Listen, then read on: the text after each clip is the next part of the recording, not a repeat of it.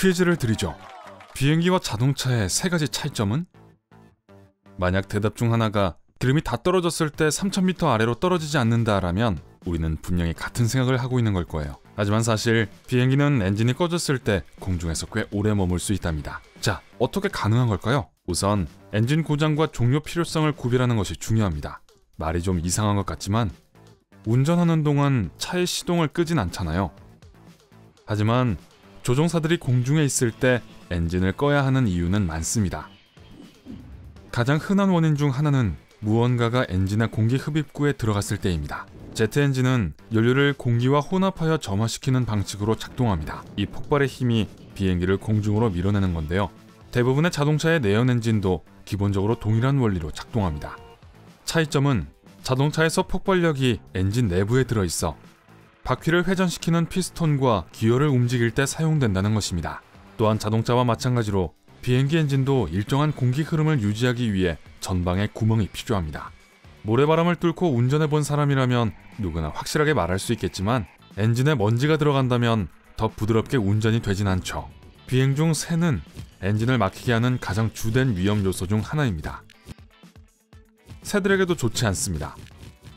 우박도 나쁘죠. 화산 폭발과 대형 산불로 인한 화산재 역시 자주 있는 일은 아니지만 심각한 영향을 미칠 수 있습니다. 공기 흡입구를 비행기의 비디오 게임 속 약점이라고 생각하신다면 될 거예요. 이물질이 들어가면 엔진에 산소가 부족해지고 반응을 방해해 연소 정지라는 것을 일으킬 수 있습니다. 말 그대로 엔진의 불꽃이 꺼지는 거예요. 미 공군의 A-10 워독이라는 비행기가 한 가지 재미있는 예입니다. 이 비행기의 대형 동체 엔진은 설계 감시를 통해 자체 화력으로 발생하는 매연을 흡수하는 경향이 있었습니다.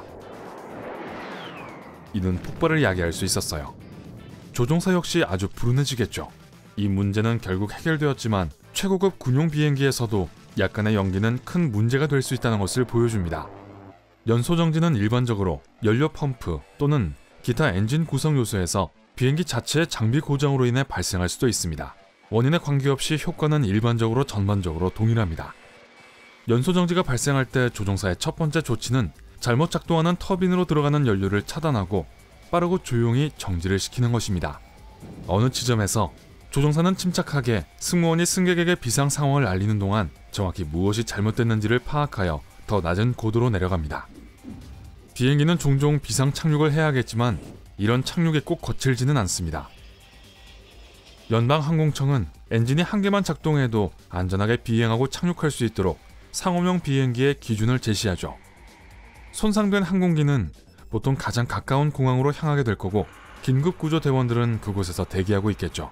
그러나 이는 주로 필요보다는 예방에 가깝습니다. 엔진 고장은 웃을 일이 아니지만 그렇다고 꼭 재앙으로 이어지는 건 아닙니다. 여러분께선 비상 착륙을 경험해 본 적이 있나요? 댓글로 알려주세요. 엔진 하나로 비행기를 착륙시키는 것은 매우 쉬워서 조종사의 도움 없이 많은 자동주행 시스템으로만 비행기를 관리할 수 있습니다. 잠자는 승객들 혹은 핸드폰의 고양이 영상에 빠져있는 사람들은 지상에 내릴 때까지 비상사태가 있었다는 것을 모를 수도 있어요. 자, 제가 말씀드렸듯이 엔진 하나를 잃었다고 해서 비행기가 추락하는 것은 아닙니다. 그렇다면 최악의 상황은 어떨까요? 엔진이 한꺼번에 꺼지면 어떻게 될까요? 이런 엄청난 고장은 거의 일어날 것 같지 않지만 비행기에 바로 이런 일이 일어났던 사건이 하나 있었어요. 예를 들어 에어 캐나다 143편 항공기는 1983년 엔진의 이중 발화 현상을 겪었습니다. 기술적 문제, 통신 오류, 유지 보수 오류 및 잘못된 미터법 변환을 포함한 여러 문제 때문에 비행기는 목적지에 도달할 수 있는 충분한 연료 없이 활주로를 떠나게 만들었습니다. 예상대로 아주 많은 문제들이 일어났죠. 온타리오주의 작은 마을 레드레이크 위를 지날 때 조종석에서 경보가 울렸습니다. 처음에는 연료 펌프에 문제가 있다고 생각했지만 위니펙으로 재진입한 지 몇 초 만에 왼쪽 엔진도 고장이 났고 곧 오른쪽도 고장이 났습니다. 세상에. 자, 그래서 143편이 알루미늄 바위처럼 하늘에서 떨어졌냐고요? 아니에요. 엔진은 비행기를 앞으로 밀어내주는 것이지 공중에 유지시켜주지 않습니다. 공기가 비행기 아래를 통과할 때 양력을 제공하는 것은 날개입니다. 엔진을 잃으며 143편 비행기는 오르거나 가속할 수는 없게 되었지만 여전히 하늘에 떠 있을 수는 있었어요. 또한 연료가 고갈되면서 이 비행기는 모든 전력을 잃게 되었습니다. 전등과 라디오뿐만 아니라 제어장치와 계기판도 비활성화되었습니다. 다행히도 대부분의 현대 항공기와 마찬가지로 이 비행기에는 램 에어 터빈, 약자로는 RAT가 장착되어 있었습니다. RAT는 작은 풍력 터빈으로 동체 패널 뒤에 종종 숨어 있으며 완전히 정전될 경우 구동될 수 있습니다. 이 장치 덕분에 에어 캐나다 143편 비행기의 조종사들은 안전하게 비행장에서부터 매니토바 김리마을 외곽에 있는 비행장까지 날아가 착륙을 할 수 있었습니다.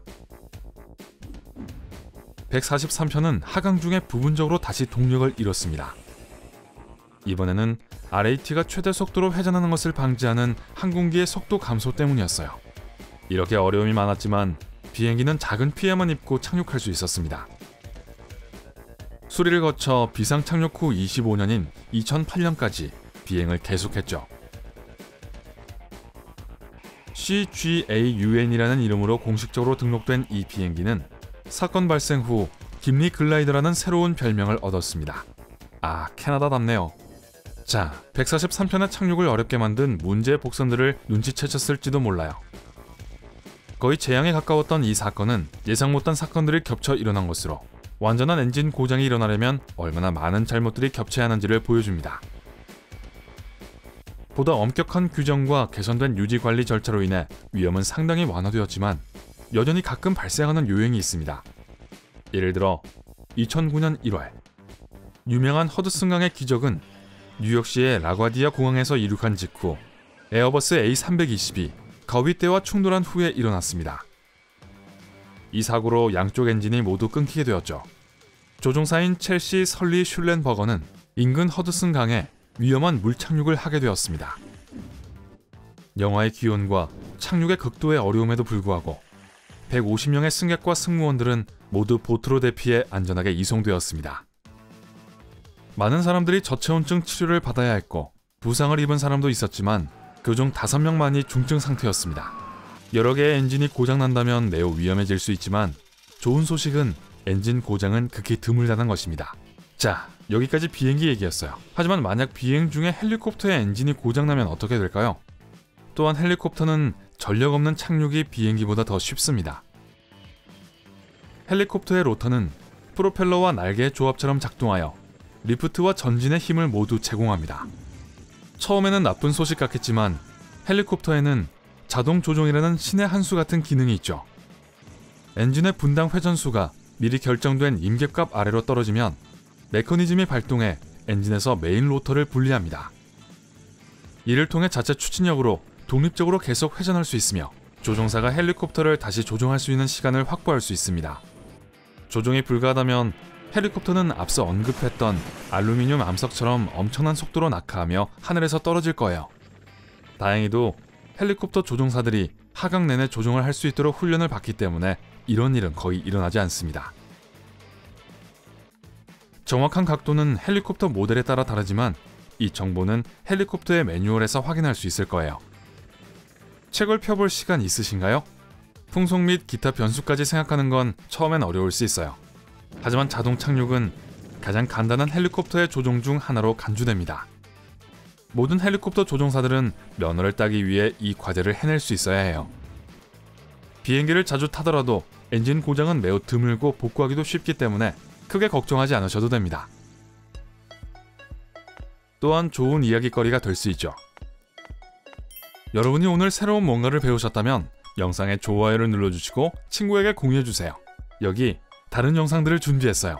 왼쪽 오른쪽 중 하나를 선택해 클릭을 하신 후 삶의 밝은 면과 함께 하세요.